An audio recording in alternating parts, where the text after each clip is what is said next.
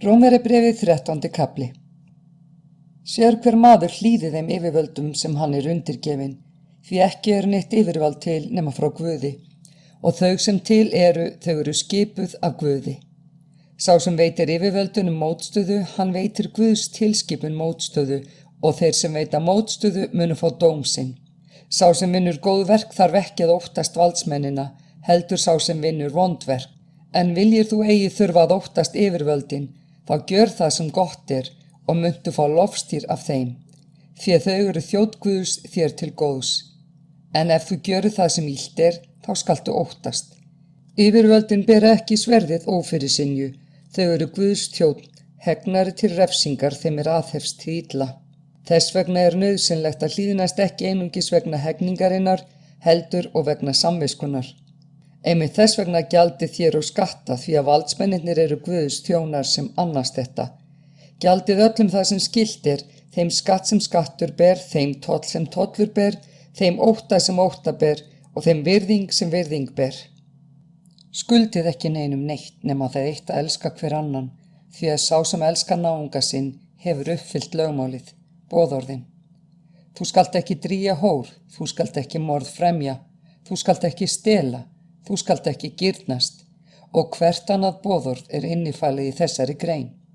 Þú skalt elska náunga þinn eins og sjálfan þig. Kærleikurinn gerir ekki náunganum mein, þess vegna er kærleikurinn fylling lögmálsins. Gjörið þetta því heldur sem þér þekkið tíman, að yður er mál að rísa af svefni, því að nú er á hjálpræði nær en þá er við tókum trú. Liðið er á nóttina og dagurinn er í nánd. Leggjum því af verk myrkursins og klæðumst hertíum ljósins. Framgöngum sómasamlega eins og á degi, ekki í ofaáti né ofdrykkju, ekki í saurlífi né svalli, ekki í þrætu né öfund.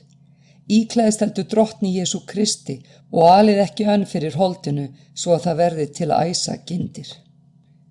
Rómverjabréfið 14. kafli. Takið að yður hinn óstyrku í trúnni, án þess að leggja dóm á skoðanir þeirra. Einn er þeirra trúar að alls megi neita, en hinn óstyrki neytir einungis jurtafæðu. Sá sem neytir kjöts fyrirlíti ekki hinn sem lætur þess óneitt, og sá sem lætur þess óneitt dæmi ekki þann sem neytir þess, því að Guð hefur tekið hann að sér. Hver er þú sem dæmir annars tjón? Hann stendur og fellur herra sínum, og hann mun standa, því að megnugur er drottin þess að láta hann standa. Einn gerir mun á dögum en annar metur alla daga jafna. Sérhver hafi örugga sannfæringu í huga sínum. Sá sem tekur tillit til daga gerir það vegna drottins, og sá sem neytir kjöts gerir það vegna drottins, því að hann gerir Guði þakkir.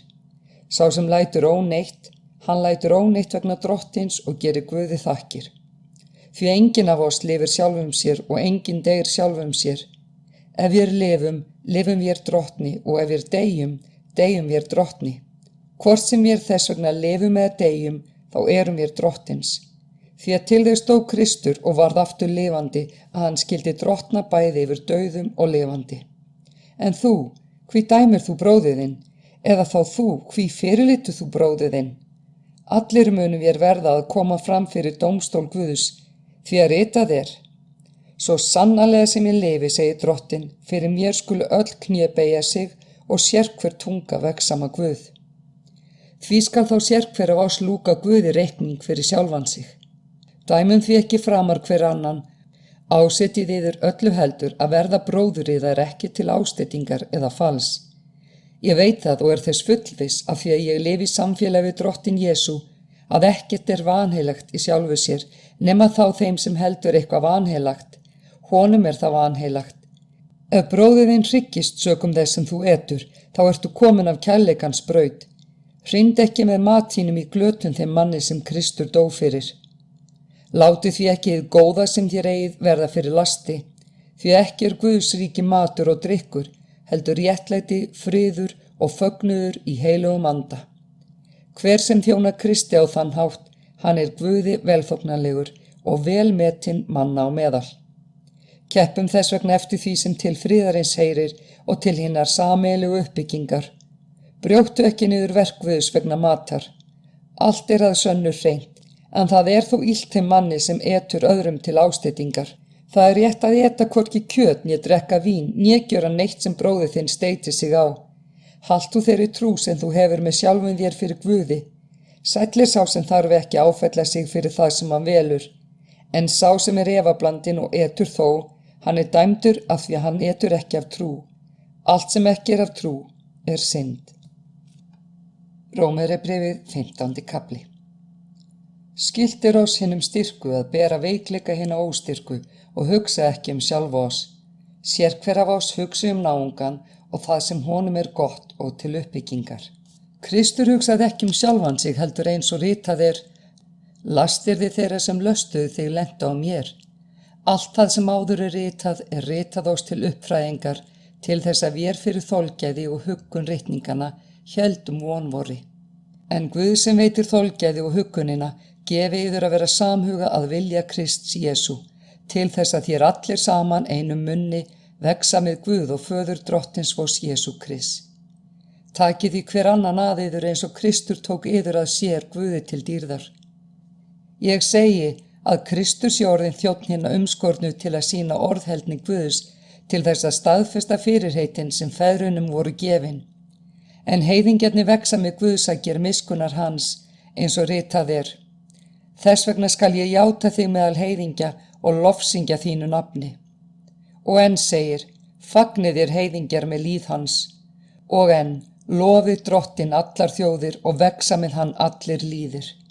Og enn segir Jesaja: Koma mun rótarkvistur Ísai og sá er rís upp til að stjórna þjóðum, á hann munu þjóðir vona.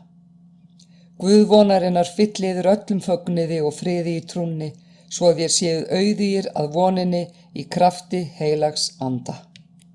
En ég er líka sjálfur sannfærður yður, bræður mínir, að þér og sjálfur eruð fullir góðgirni, auðgaðir alls konar þekkingu og færir að ámenna hver annan. En ég hef sumstaðar ritað yður full djarflega til þess að minna yður á sitthvað.